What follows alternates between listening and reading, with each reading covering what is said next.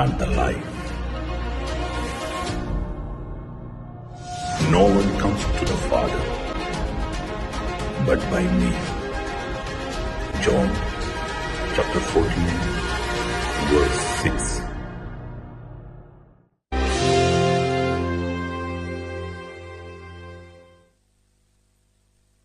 Hallelujah. സന്തോഷത്തോടെ hallelujah, hallelujah, hallelujah, hallelujah. യേശുവിലേറ്റവും സ്നേഹമുള്ളവരെ, നാളെ നമ്മൾ ധ്യാനിക്കുന്നത് ശിശുവധത്തെക്കുറിച്ചാണ്. ഹെറോദേസ് ഈശോയുടെ ജനന വാർത്ത അറിഞ്ഞ് ഹെറോദേസും അദ്ദേഹത്തോടൊപ്പം ജെറുസലേം മുഴുവനും അസ്വസ്ഥമായി. ഹെറോദേസ് ഈശോയെ കൊല്ലാൻ തീരുമാനിച്ചു. ജ്ഞാനികൾ ഹെറോദേസിനോട് പറഞ്ഞു, കിഴക്കൊരു നക്ഷത്രം കണ്ട് ഞങ്ങൾ വന്നിരിക്കുകയാണ്. ഞങ്ങൾ യഹൂദരുടെ രാജാവായി ജനിച്ചവനെ കാണാനാണ് വന്നത്. ഇത് കേട്ടപ്പോൾ ഹെറോദേസ് വിചാരിച്ചു, എന്നെ കൂടാതെ മറ്റൊരു രാജാവ്. ഹെറോദേസ് കൗശലപൂർവ്വം ജ്ഞാനികളോട് പറഞ്ഞു, നിങ്ങൾ പോയി അവനെ ആരാധിച്ചിട്ട് തിരിച്ചിതുവഴി വരണം, ഞാനും പോയി അവനെ ആരാധിക്കട്ടെ. അങ്ങനെ ജ്ഞാനികൾ ഹെറോദേസിൻ്റെ അടുത്ത് നിന്ന് പോയി. പക്ഷെ സ്വപ്നത്തിൽ കിട്ടിയ ദർശനമനുസരിച്ച് ജ്ഞാനികൾ വേറൊരു വഴിയെ അവരുടെ നാട്ടിലേക്ക് തിരിച്ചുപോയി. ഹെറോദേസിന് മനസ്സിലായി, ജ്ഞാനികൾ ശിശുവിനെ കണ്ട് വേറെ നാട്ടിലേക്ക് മടങ്ങിയിട്ടുണ്ട്, അവർ എന്നെ പറ്റിച്ചു. ഇത് കണ്ട് കലി പൂണ്ട ഹെറോദേസ് ആ നാട്ടിൽ ബേത്ലഹേമിലെ ആ താഴ്വരയിലുള്ള വീട്ടിലെ 2 വയസ്സിൽ താഴെയുള്ള എല്ലാ കുഞ്ഞുങ്ങളെയും കൊന്നുകളഞ്ഞു. ഈ ഹെറോദേസിൻ്റെ ഈ കൊലയെക്കുറിച്ച് അറിഞ്ഞ് ദൈവം അറിയിച്ചതനുസരിച്ച് തിരുക്കുടുംബം എവിടെ പോയി? ഈജിപ്തിലേക്ക് പോയി അവിടെ താമസിച്ചു.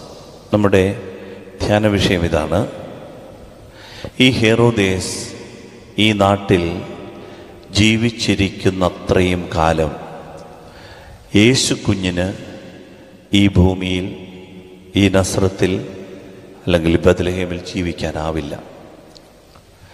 ഹെറോദേസ് യേശു ജനിക്കുമ്പോൾ അതേപോലെ തന്നെ യേശുവിൻ്റെ ശുശ്രൂഷകളെ തകർക്കാൻ ഈ ഭൂമിയിൽ സാത്താൻ ഒരുക്കുന്ന ശക്തിയുടെ പേരാണ് ഹെറോദേസ്. Hallelujah, hallelujah, hallelujah, hallelujah. ആത്മീയമായ ഒരു ജ്ഞാനം നമുക്ക് വേണം. എവിടെ ഒരു ദൈവിക ശുശ്രൂഷ ഉയരുമോ അവിടെ ഹെറോദേസുമാരുയരും. വളരെ സിമ്പിളായിട്ട് പറഞ്ഞാൽ മതി. പുതിയൊരു വർഷം നമ്മളൊരു തീരുമാനമെടുക്കുകയാണ്. വൈകിട്ട് 6:30 വീട്ടിൽ പ്രാർത്ഥനാപ്പായ വിരിച്ച് സന്ധ്യാപ്രാർത്ഥന ചൊല്ലിയിരിക്കും എന്ന് പറയുമ്പോൾ തന്നെ അയൽപക്കത്തെ വീട്ടിൽ 6:15 ഉച്ചത്തിൽ സീരിയല് പ്രവർത്തിക്കാൻ തുടങ്ങും. എവിടെ ഒരു ദൈവത്തിൻ്റെ ശുശ്രൂഷ ഒരുങ്ങുമോ അപ്പുറത്ത് തന്നെ ഒരു ഹെറോദേസ് യേശു കുഞ്ഞിനെ എങ്ങനെയെങ്കിലും ഞെരിച്ചു കൊല്ലാൻ ഒരുങ്ങും. ഇത് ലോകത്തിൻ്റെ ആത്മീയ ജ്ഞാനം മനസ്സിലാക്കുന്നവർക്ക് ദൈവം പറഞ്ഞു കൊടുക്കുന്ന ഒരു പാഠമാണ്. Hallelujah, hallelujah, hallelujah, hallelujah. നമുക്ക് പെരുന്നാൾ നടത്താൻ തടസ്സമുണ്ടാവില്ല. നമുക്ക് ക്രിസ്മസ് കരോളുകൾ വീടുകളിൽ പാടാൻ തടസ്സമുണ്ടാവില്ല. നമുക്ക് വിവാഹത്തിന് വൈകുന്നേരം പാർട്ടി നടത്താൻ തടസ്സമുണ്ടാവില്ല. സിനിമയ്ക്ക് പോകാനും സർക്കസിന് പോകാനും നമ്മൾ ടിക്കറ്റ് ബുക്ക് ചെയ്താൽ മതി. ഒരു തടസ്സവും ട്രാഫിക്കുമില്ലാതെ നമ്മളവിടെ എത്തിച്ചേരും. പക്ഷേ നമ്മളൊരു അഖണ്ഡ ജപമാലയോ ഒരു പ്രാർത്ഥനാ ശുശ്രൂഷയോ ഒരാരാധനയോ ദേവാലയത്തിൽ ഒരുക്കുമ്പോൾ അതിന് 100 കൂട്ടം തടസ്സങ്ങൾ പരിസരത്ത് ഉണ്ടാകും. Hallelujah, hallelujah, hallelujah, hallelujah. അങ്ങനെ ആർക്കെങ്കിലും സംശയമുണ്ടെങ്കിൽ ഇന്ന് മുതൽ നന്നായിട്ടൊന്ന് പ്രാർത്ഥിക്കുമെന്ന് തീരുമാനമെടുത്താൽ മതി. അപ്പോൾ നമുക്കിതിൻ്റെ ഫലം മനസ്സിലാവും. പ്രിയപ്പെട്ട ദൈവമക്കളെ, ബൈബിളിൽ എപ്പോഴും പറഞ്ഞു തരുന്നൊരു പാഠമാണ്, എവിടെ ഒരു യേശു ജനിക്കുന്നുവോ, എവിടെ ഒരു വ്യക്തി തിന്മയിൽ നിന്ന് വഴിമാറി നടക്കാൻ ആഗ്രഹിക്കുന്നുവോ, എവിടെ ഒരു വ്യക്തി കുറെ കൂടി വചന ജീവിതം നയിക്കാൻ തീരുമാനിക്കുന്നുവോ, അവിടെ എതിർ ശക്തി രൂപപ്പെട്ടിരിക്കും. Hallelujah, hallelujah, hallelujah, hallelujah, hallelujah, hallelujah. അതുകൊണ്ട് ബൈബിളിൽ ഈ എതിർ ശക്തിയെ നേരിടുന്നത് രണ്ട് രീതിയിലാണ്. ഈ രണ്ട് മർമ്മങ്ങൾ നമ്മൾ അറിഞ്ഞിരിക്കണം. ഒന്നാമത്തെ രീതി, ഇപ്രകാരം ഒരു തിന്മയുടെ ശക്തി ഉണ്ട് എന്നറിഞ്ഞ് നേരിടാൻ അന്നേരം തന്നെ ഇറങ്ങിത്തിരിക്കണം. വിശുദ്ധ ഗീവർഗീസ് സഹദയുടെ ചിത്രം നമ്മൾ കാണുമ്പോൾ ഒരു പാമ്പിനെ സഹദ കുത്തിക്കൊല്ലുന്ന ചിത്രമല്ല കാണേണ്ടത്. ഈ ചിത്രത്തിൻ്റെ പിന്നിൽ കാണേണ്ടത് എൻ്റെ മനസ്സിൽ പിശാചുമായി ഉണ്ടാകുന്ന ഒരു പോരാട്ടത്തിൻ്റെ ചിത്രമാണ്. മിഖായേൽ ദൂതൻ്റെ ചിത്രം കാണുമ്പോൾ നാം മനസ്സിലാക്കേണ്ടത്, ഞാൻ എൻ്റെ ജീവിതത്തിൽ എൻ്റെ ജഡവുമായി നടത്തേണ്ട പോരാട്ടത്തിൻ്റെ ചിത്രമാണ്. പിശാച് എന്നെ, എൻ്റെ ആത്മാവിനെ വലക്കണിയിൽ വീഴ്ത്താൻ ശ്രമിക്കുമ്പോൾ അതിനെതിരെ ഞാൻ നടത്തുന്ന ആത്മീയ യുദ്ധത്തെക്കുറിച്ചുള്ള ചിത്രമാണ് ഈ സഹദയുടെ രൂപം നമുക്ക് പറഞ്ഞു തരേണ്ടത്. സഹദയുടെ ഈ രൂപം കാണുമ്പോൾ നമ്മൾ കരുതരുത് അന്നത്തെ കാലത്തെ ഒരു വ്യാളി, ഒരു വലിയ പാമ്പ്, അന്ന് ആ പാമ്പിനെ സഹദ കൊന്നു. അതല്ല, ദൈവം സഹദയുടെ ചിത്രം നമുക്ക് തരുമ്പോൾ നമ്മുടെ മനസ്സിലേക്ക് തരാൻ ആഗ്രഹിക്കുന്നത് എൻ്റെ ഉള്ളിൽ, നിൻ്റെ ഉള്ളിൽ നടക്കുന്ന ഈ തിന്മയുമായി സമരസപ്പെടാതെ നടത്തുന്ന പോരാട്ടത്തിൻ്റെ ചിത്രമാണ്. Hallelujah, hallelujah, hallelujah, hallelujah, hallelujah, hallelujah. ഇതിനെ കണ്ടാൽ അന്നേരെ കൊന്നേക്കണം. ഇതാണ് ബൈബിളിൻ്റെ ഒന്നാമത്തെ രീതി. അതുകൊണ്ടാണ് ഈ അശുദ്ധ ചിന്തകൾ തലയ്ക്ക് മീതെ പോകുമ്പോൾ അന്നേരം തന്നെ നോ എന്ന് പറയാൻ, അതിനെതിരെ പോരാടാൻ നമുക്ക് സാധിച്ചാൽ, പ്രിയപ്പെട്ടവരെ, അതാണ് പിശാചിനെ അന്നേരെ പരാജയപ്പെടുത്തുന്ന രീതി. ഇതാണ് ബൈബിളിൻ്റെ ഒന്നാമത്തെ രീതി. നാം ഒരു ശുശ്രൂഷ ആരംഭിക്കുമ്പോൾ, നാം ഒരു പ്രാർത്ഥന തുടങ്ങുമ്പോൾ, നാം ദൈവത്തോടൊരുപടി അടുക്കുമ്പോൾ അന്നേരം ഒരു തടസ്സമുണ്ടാകും. ആ തടസ്സത്തെ ആ നിമിഷം തന്നെ നമ്മൾ നേരിടണം വചനം കൊണ്ട്. അതാണ് ഈശോ പ്രലോഭനത്തിൻ്റെ മരുഭൂമിയിൽ നമുക്ക് തരുന്ന പാഠം. പിശാച് 40 ദിവസത്തെ ഉപവാസത്തിന് ശേഷം പിശാച് കർത്താവിൻ്റെ അടുത്ത് വന്നിട്ട് വെള്ളാരം കല്ലുകൾ വെള്ളയപ്പമാക്കി വട്ടയപ്പമാക്കി കഴിച്ചോളാൻ പറഞ്ഞപ്പോൾ ഉടൻ തന്നെ ഈശോ വചനം കൊണ്ട് അവനെ നേരിട്ടിട്ട് പറഞ്ഞു, മനുഷ്യൻ അപ്പം കൊണ്ട് മാത്രമല്ല ദൈവത്തിൻ്റെ വായിലെ വചനം കൊണ്ടുകൂടിയാണ് ജീവിക്കുന്നത്, പോടാന്ന് പറഞ്ഞു. പ്രിയപ്പെട്ടവരെ, ആ നിമിഷം തന്നെ ഇതിനെ നേരിടണം. തലയ്ക്ക് മീതെ പറവകൾ പറക്കും. പക്ഷേ ഈ പറവകൾ, കുരുവികൾ നമ്മുടെ തലയ്ക്കുള്ളിൽ കൂട് കെട്ടുന്നെങ്കിൽ അത് നമ്മുടെ കുഴപ്പമാണ്. ഈ തലയ്ക്ക് മീതെ പല അശുദ്ധ ചിന്തകളും തലയിലൂടെ നടക്കും. പക്ഷേ ഇതിനെ എൻ്റെ ഹൃദയത്തിൽ കൂട് കെട്ടാൻ ഞാൻ അനുവദിച്ചാൽ പിശാചിന് നാം അടിമപ്പെടുകയാണ്. അതുകൊണ്ട് ശത്രുവിനെതിരെയുള്ള പോരാട്ടത്തിൽ അമാന്തം വരുത്തരുത്. അതാണ് ഒന്നാമത്തെ പാഠം. Hallelujah, hallelujah, hallelujah, hallelujah. ഒരു യേശു കുഞ്ഞ് നമ്മുടെ ഉള്ളിൽ ജനിക്കുമ്പോൾ ഒരു ശത്രു നമ്മുടെ പരിസരത്ത് ജനിക്കും. ഒന്ന്, ഈ ശത്രുവിനെ കുറിച്ച് ബോധമുണ്ടാകണം. അവൻ തരുന്ന കണികളെ അന്നേരം ഒരു നിമിഷം പോലും നമ്മുടെ മനസ്സിൽ വെച്ച് താമസിപ്പിക്കാനോ താലോലിക്കാനോ ഇടവരരുത്. അതുകൊണ്ടാണ് ആദിമ നൂറ്റാണ്ടിൽ തന്നെ, ബൈബിൾ എഴുതുന്ന കാലഘട്ടത്തിൽ തന്നെ, പ്രിയപ്പെട്ടവരെ, ഏദൻ തോട്ടത്തിൽ പിശാചിനെ, കാനാൻകാരുടെ ദൈവീ സങ്കല്പമാണ് പിശാച്, പിശാചിനെ സർപ്പമായിട്ടാണ് അവതരിപ്പിക്കുക. ഹവ്വായുടെ അടുത്തേക്ക് സർപ്പം വന്നു എന്ന് പറയുമ്പോൾ ഈ ചിന്തകൾ ഇഴഞ്ഞിഴഞ്ഞിഴഞ്ഞ് it creeps into your mind, അത് നമ്മുടെ മനസ്സിലേക്ക് ഇഴഞ്ഞിഴഞ്ഞിഴഞ്ഞ് കയറും. നാം അവസരം കൊടുക്കുമ്പോൾ അത് അളകൂട്ടുന്നത് നമ്മുടെ മനസ്സിലാണ്. അതുകൊണ്ട് ഒന്നാമത്തെ ചിന്ത, ശത്രുവിനോട് അന്നേരം തന്നെ നേരിടുക. ഒരു പ്രലോഭനമുണ്ടായാൽ നോ പറയാനുള്ള ധൈര്യം കാട്ടുക. ഒരു പാപത്തിന് സാഹചര്യം ഉണ്ടാകുമ്പോൾ, ഒരു വ്യക്തി നമ്മളെ പാപത്തിന് പ്രേരിപ്പിക്കുമ്പോൾ, ഒരു ജീവിത സാഹചര്യം നമ്മളെ വഞ്ചനയ്ക്കും ചതിക്കും അനീതിക്കും നമ്മളെ ക്ഷണിക്കുമ്പോൾ നോ ഒരു കൂട്ടുകാരൻ നമ്മളെ മദ്യത്തിലേക്ക് ക്ഷണിക്കുമ്പോൾ നോ, ഇത് പറയാൻ എൻ്റെ പ്രിയപ്പെട്ടവരെ സാധിക്കുന്നതാണ് ഒന്നാമത്തെ ഘട്ടം.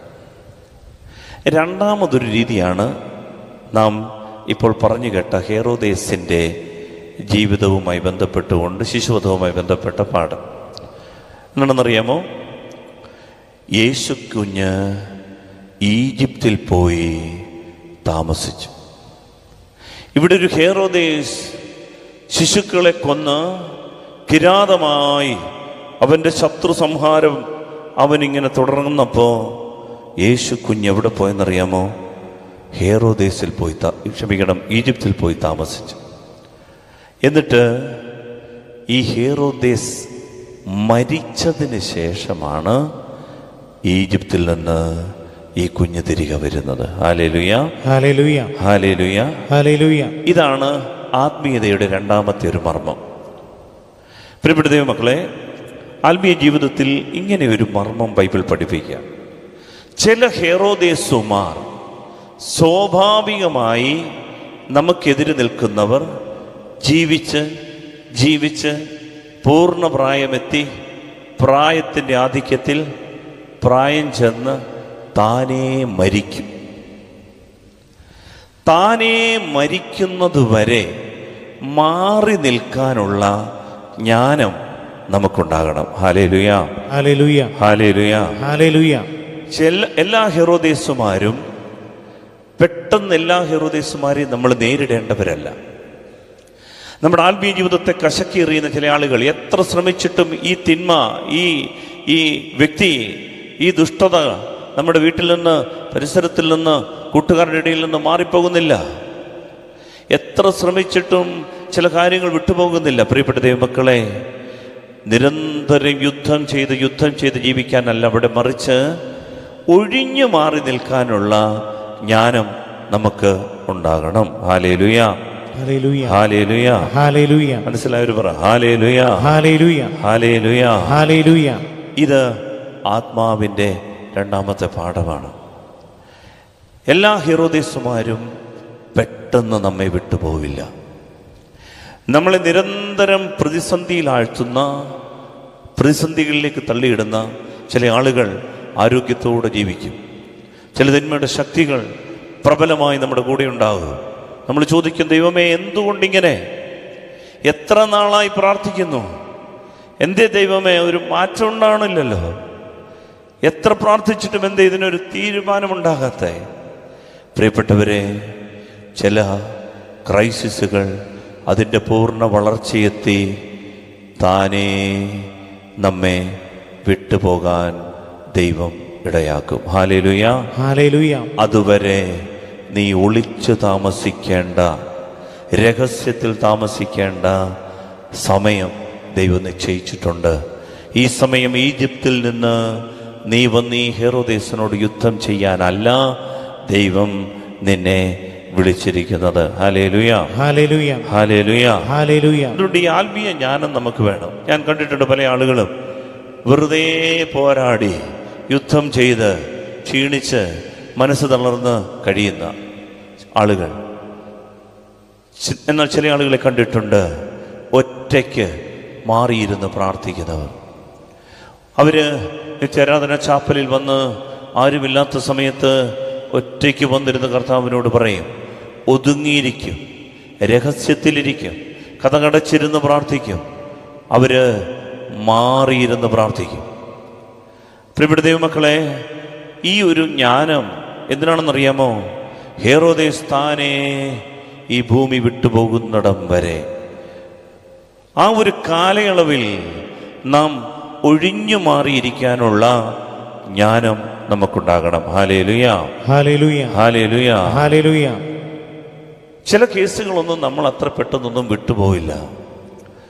നമ്മൾ അവരോട് യുദ്ധം ചെയ്തത് കൊണ്ടോ, അവർക്കെതിരെ ബന്ധന പ്രാർത്ഥന നടത്തിയത് കൊണ്ടോ, അവർക്കെതിരെ വിടുതൽ പ്രാർത്ഥന നടത്തിയത് കൊണ്ടോ ഒന്നും പ്രശ്നം പരിഹരിക്കപ്പെടില്ല. ഇത് തിരിച്ചറിയാനുള്ള ജ്ഞാനം നമുക്ക് വേണം. ഇതെങ്ങനെയാണ് നാം തിരിച്ചറിയുക? അതുകൊണ്ട് പറഞ്ഞുകൊണ്ട് ഈ ആരാധന പൂർത്തിയാക്കാം. ഈ ഹെറോദേസിനെ നാം നേരിടേണ്ട ഹെറോദേസാണോ, പെട്ടെന്ന് എതിരിടേണ്ട പോരാടി തോൽപ്പിക്കേണ്ട ഹെറോദേസാണോ, അതോ ഈ ഹെറോദേസ് താനേ മരിക്കുന്നത് വരെ ഈജിപ്തിൽ ഞാൻ മാറിയിരിക്കേണ്ടവനാണോ? ഈ പ്രശ്നങ്ങളെ എങ്ങനെയാണ് ഞാൻ നേരിടേണ്ടത്? ഇതെങ്ങനെ നാം മനസ്സിലാക്കണം? ഇത് മനസ്സിലാക്കാൻ പ്രിയപ്പെട്ട ദൈവമക്കളെ, അതാണ് ബൈബിളിൽ ഒരു ശുശ്രൂഷ ദൈവം ഒരുക്കിയിട്ടുണ്ട്. ഈ ശുശ്രൂഷയുടെ പേരാണ് വിളിച്ചപേക്ഷിക്കുന്ന ശുശ്രൂഷ. നമ്മുടെ ജീവിതത്തിൽ ഒരു പ്രതിസന്ധി ഉണ്ടായി, ഒരു കടമുണ്ടായി, ഒരു ക്രൈസിസ് ഉണ്ടായി, നാം തൊടുന്നതൊന്നും ശരിയാകുന്നില്ല. നമ്മുടെ ജീവിതത്തിൽ ഒരു പെട്ടെന്നൊരു അപകടമുണ്ടായി. ഈ അപകടത്തെ, ഈ പ്രതിസന്ധിയെ, ഈ പിശാചൊരുക്കിയ കെണിയെ അല്ലെങ്കിൽ ഒരു പ്രലോഭനത്തെ നാം എങ്ങനെ നേരിടണം? ഇവിടെ നിന്ന് ഒഴിഞ്ഞു മാറണോ, അതോ ഈ പിശാചിനോട് നേരിടണോ, അല്ലെങ്കിൽ ഈ പ്രതിസന്ധിയെ നാം യുദ്ധം ചെയ്ത് തോൽപ്പിക്കണോ എന്ന് നമുക്ക് മനസ്സിലാകണം. പ്രിയപ്പെട്ടവരെ, ദൈവം നമുക്ക് തന്നിരിക്കുന്ന ഒരു ശുശ്രൂഷയാണ് കർത്താവിൻ്റെ നാമം വിളിച്ചപേക്ഷിക്കുക. എനിക്ക് പരിചയമുള്ള ഒരാൾ, വളരെ ശാന്തനായ, വളരെ കാര്യഗൗരവമുള്ള, വിദ്യാഭ്യാസമുള്ള, അനേക ഉപദേശങ്ങൾ കൊടുക്കുന്ന ഒരാൾ. അദ്ദേഹം കുറച്ചു നാളായിട്ട് അദ്ദേഹം ശുശ്രൂഷയിലൊന്നുമില്ലാതിരുന്ന സമയം ഞാൻ അദ്ദേഹത്തെ അന്വേഷിച്ചു, എന്താ ഇപ്പോൾ ഒന്നും കാണാത്തത്? അപ്പം അദ്ദേഹം എന്നോട് പറഞ്ഞത്, അച്ഛാ, ഞാൻ വളരെ വളരെ തന്മയത്വത്തോടുകൂടി വിശുദ്ധിയോടും ഒരുക്കത്തോടുമാണ് എൻ്റെ ശുശ്രൂഷകളെല്ലാം നടത്താറുള്ളത്. പക്ഷെ ഒരു ദിവസത്തെ ഒരു ശുശ്രൂഷയിൽ ഞാൻ എൻ്റെ മനസ്സിനെ നിയന്ത്രിക്കാനാവാത്ത വിധം ഞാൻ പൊട്ടിത്തെറിച്ചു പോയെന്ന് പറഞ്ഞു. ഞാൻ ഒരിക്കലും പ്രതീക്ഷിച്ചില്ല എവിടെ നിന്നാണ് ഈ കോപം വന്നത്. എൻ്റെ കൂടെയുള്ളവർ മുഴുവനും വിറങ്ങലിച്ച് നിന്നുപോയി. ശുശ്രൂഷ നടക്കുമ്പോൾ വളരെ ശക്തമായിട്ട് ഈ മനുഷ്യൻ പൊട്ടിത്തെറിച്ചു. പിന്നീട് അദ്ദേഹം തീരുമാനിച്ചു, ഞാൻ ഇനിയും ശുശ്രൂഷയ്ക്ക് യോഗ്യനല്ല, ഞാൻ കുറേ നാളത്തേക്ക് മാറി നിൽക്കണം. ഞാൻ അദ്ദേഹത്തോട് പറഞ്ഞു, അതെ സഹോദര, അങ്ങയുടെ ഈ രീതി, പെട്ടെന്നുണ്ടായ ഈ ക്ഷോഭം, ഇതങ്ങയ്ക്ക് മുറിവുണ്ടാക്കി, ശരിയാണ്. പക്ഷേ അതുമൂലം അങ്ങ് ശുശ്രൂഷയിൽ നിന്ന് മാറി നിന്നാൽ ദൈവം മോചിപ്പിച്ചെടുക്കാൻ, ആത്മാക്കളെ നേടിയെടുക്കാൻ വേണ്ടി ആഗ്രഹിക്കുന്ന പല ആളുകളുടെയും ആത്മാക്കൾ ആ കാലഘട്ടത്തിൽ രക്ഷപ്പെടാതെ പോകും. അതുകൊണ്ട് അതിനുള്ള പരിഹാരം ഇതല്ല, അങ്ങ് മാറി നിൽക്കുന്നതല്ല, മറിച്ച് അങ്ങ് ഇതിനെ നേരിടണം. അപ്പം അദ്ദേഹം ചോദിച്ചു, എങ്ങനെയാണ് അച്ഛാ? ഇനിയും ഇതുപോലെ ശുശ്രൂഷകൾ നടക്കുന്നതിനിടയിൽ ഞാൻ പൊട്ടിത്തെറിച്ചാലോ, ഞാൻ ക്ഷോഭിച്ചാലോ, ഈ പ്രലോഭനത്തെ എങ്ങനെ എനിക്ക് നേരിടണം? ഞാൻ അദ്ദേഹത്തോട് പറഞ്ഞു, പ്രിയപ്പെട്ട സഹോദര, ദൈവം നമുക്ക് തന്നിരിക്കുന്ന ഒരു പ്രാർത്ഥനാ ശുശ്രൂഷയാണ് കർത്താവിൻ്റെ നാമം വിളിച്ചപേക്ഷിക്കണം. സഹോദരൻ്റെ മനസ്സിൻ്റെ അണിയത്ത് ക്രിസ്തു ഉറങ്ങുന്നുണ്ട്. അവൻ ഉണർന്നാൽ ഈ തിരകൾ ശാന്തമാകും. ഈ തിരകൾക്ക് കാരണം, ഈ പ്രക്ഷുബ്ധമായ അന്തരീക്ഷത്തിന് കാരണം നമ്മുടെ ഈ നൗകയെ കീഴ്മേൽ മറിക്കുക എന്നുള്ള തിന്മയുടെ ശക്തിയാണ്. അതിന് ഒറ്റ വഴിയേ ഉള്ളൂ, നമ്മൾ ക്രിസ്തുവിനെ വിളിച്ചുണർത്തണം. Hallelujah, hallelujah, hallelujah, hallelujah. പ്രിയപ്പെട്ടവരെ, നമ്മളൊക്കെ പാവപ്പെട്ട മനുഷ്യരാണ്. നമ്മുടെയൊക്കെ ജീവിതത്തിലെ പ്രധാനപ്പെട്ട ഒരു കുറവ് കോപിക്കുക, ദേഷ്യപ്പെടുക, പെട്ടെന്ന് ഉൾക്കൊള്ളാൻ പറ്റാത്ത വിധം ക്ഷോഭിക്കുക, ബന്ധം മുറിച്ച് കളയുക. അല്ലാത്ത കാര്യം എടുത്തു കഴിഞ്ഞാൽ നമ്മളൊക്കെ ഗബ്രിയേൽ മാലാഖയുടെ കുഞ്ഞാങ്ങളമാരും പെങ്ങന്മാരും ഒക്കെ ആയിട്ടാണ് കഴിയുക. പക്ഷേ നമ്മുടെയൊക്കെ ജീവിതത്തിൻ്റെ ഒരു ചെറിയ പ്രശ്നം, പെട്ടെന്ന് നാം റിയാക്ട് ചെയ്യുന്നു. പ്രോ ആക്റ്റീവ് ആകേണ്ട നമ്മൾ റിയാക്റ്റീവ് ആകും. ഇതുമൂലം നമുക്ക് പിന്നീട് മനസ്സ് മുറിഞ്ഞു പോകുന്നു, പ്രാർത്ഥിക്കാൻ പറ്റാതാകുന്നു, ബന്ധം മുറിയുന്നു, മൗനമാകുന്നു, നമ്മുടെ മനസ്സ് കനക്കുന്നു, നമ്മുടെ കണ്ണ് നിറയുന്നു, വേണ്ടായിരുന്നു എന്ന് തോന്നുന്നു. പിന്നീട് ഒരു കാര്യം ചെയ്യാൻ എനർജിയില്ല, മരണ വീട് കണക്കെയാകുന്നു. നമുക്ക് ഫോൺ എടുക്കാനും തോന്നുന്നില്ല, ആളുകളെ വിളിക്കാനും തോന്നുന്നില്ല. ഈ ബന്ധം മുറിഞ്ഞു കഴിയുമ്പോൾ ഈ തിരകളിൽ ഈ കുഞ്ഞു നൗക കീഴ്മേൽ മറിഞ്ഞു. ഗലീലിക്കടലിലൂടെ ഈശോയുമായി ശിഷ്യന്മാർ പോകുമ്പോൾ ഈശോ അമരത്ത് തലയണ വെച്ചുറങ്ങുകയായിരുന്നു. പെട്ടെന്ന് ഇവരുടെ ജീവിതത്തെ കീഴ്മേൽ മറിച്ചുകൊണ്ട് തിരകളുണ്ടായി. പെട്ടെന്നാണ് ഉണ്ടായത്. അവർക്ക് മനസ്സിലായി, ഇത് നിയന്ത്രിക്കാൻ പറ്റുന്നില്ല, ഇറ്റ് ഈസ് അൺകൺട്രോളബിൾ. എനിക്ക് നിന്റെ നിയന്ത്രണത്തിലും വരുതിയിലും പറ്റുന്നില്ലിത്. എങ്ങനെ ഞാനിതിനെ നേരിടും? പ്രിയപ്പെട്ടവരെ, ജീവിതത്തെ നിയന്ത്രിക്കാൻ കഴിവുള്ളവനെ ഉണർത്തുക. അതുകൊണ്ടാണ് ബൈബിളിൽ ബർത്തമയൂസ് എന്ന് പറയുന്നൊരു അന്ധയാചകനുണ്ട്. ദൈവമാണ് എൻ്റെ സഹായം എന്നാണ് ആ വാക്കിൻ്റെ അർത്ഥം. തെമയൂസിൻ്റെ മകൻ ബർത്തമയൂസ്.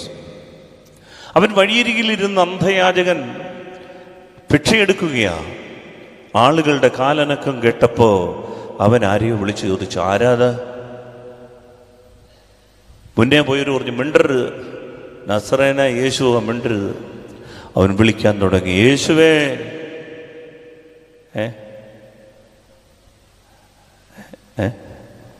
ദാവീദിന്റെ പുത്ര, എന്നിൽ കനിയണമേ. ആളുകൾ പറഞ്ഞു, മിണ്ടാടാ, മിണ്ടാന്നടാ.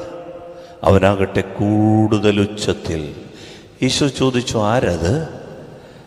ആൾക്കാർ പറഞ്ഞു, ഓ, മൈൻഡ് ചെയ്യേണ്ട, ഒരു കണ്ണുപൊട്ടനാ, ഒരു കണ്ണുപൊട്ടനാ. തോർത്തു പിരിച്ച് 5-6 തൊട്ടുകൾ കിട്ടുന്നതിൻ്റെ ആ കിലുക്കം മാത്രം ശ്രദ്ധിച്ചുകൊണ്ടിരുന്നവൻ. അവന് മനസ്സിലായി, ഇവനാണ് കാഴ്ച തരുന്നവൻ. ഇവൻ ഈ വഴി കടന്നു പോയാൽ ഇവൻ്റെ ജീവിതത്തിൽ പിന്നൊരു സാധ്യതയില്ല. ഈ അവസരം പാഴാക്കിക്കൂടാ. ഈശോ എൻ്റെ വഴി കടന്നു പോയി കഴിഞ്ഞാൽ പിന്നെ ജീവിതത്തിൽ പിന്നെ ഒരു സാധ്യതയില്ല കാഴ്ചയ്ക്ക്. അവന് മനസ്സിലായി, ഈ സമയം, ഇപ്പോ അനുവദിച്ചു തന്നിരിക്കുന്ന ഈ സമയമുണ്ടല്ലോ, ഇത് വിട്ടുകൊടുത്തുകൂടാ. അവൻ ഒരൊറ്റ മനുഷ്യനെ മൈൻഡ് ചെയ്തില്ല. അവൻ ചാടി എഴുന്നേറ്റ് ഉച്ചത്തിൽ വിളിച്ചു, യേശുവേ, ദാവീദിന്റെ പുത്ര, എന്നിൽ കനിയണമേ. സഡൻ ബ്രേക്ക് ഇട്ട പോലെ ഈശോ നിന്നു. അവനെ വിളിക്കാൻ പറഞ്ഞു. ആളുകളുടെ മനോഭാവം മാറി. ഒരുന്ന് പറഞ്ഞു, യേശു നിന്നെ വിളിക്കുന്നതാ. അവൻ പുറകുപ്പായം ദൂരെ എറിഞ്ഞ് എടുത്ത് ചാടി ഈശോയുടെ മുമ്പിൽ വന്നപ്പോ ഈശോ ചോദിച്ചു, ഞാൻ നിനക്ക് എന്തു ചെയ്തു തരണമെന്നാണ് നീ ആഗ്രഹിക്കുന്നത്?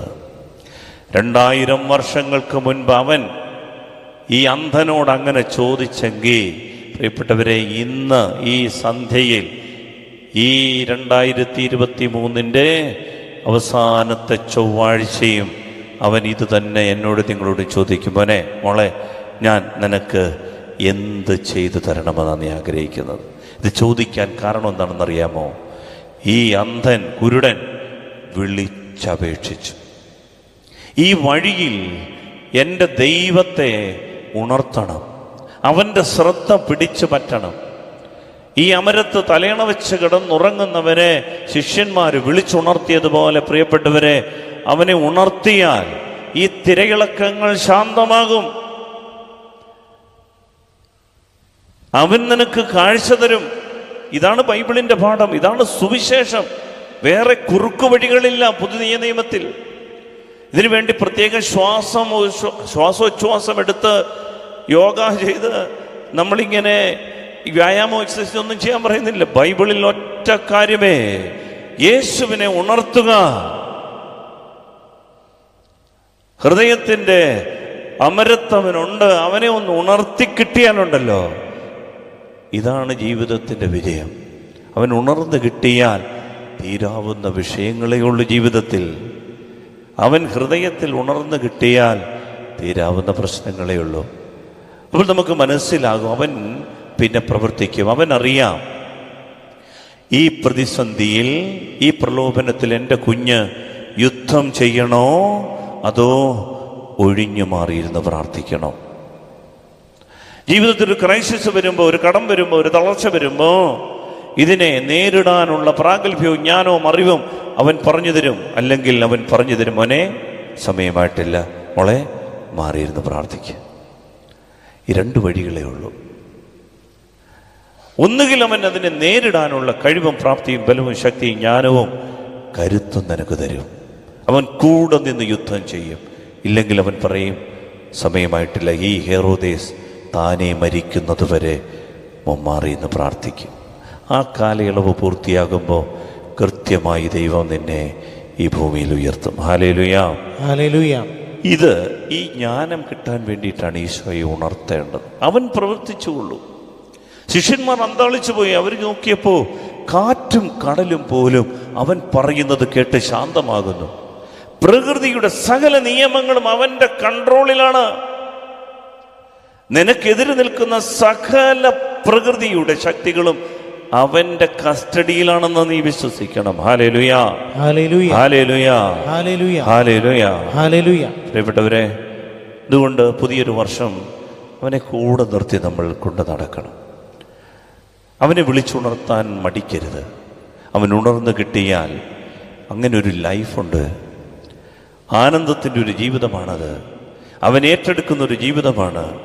അവൻ്റെ ഹൃദയത്തിൽ ഉണർന്നു കിട്ടിയാൽ തീരാവുന്ന വിഷയങ്ങളേ ഉള്ളൂ.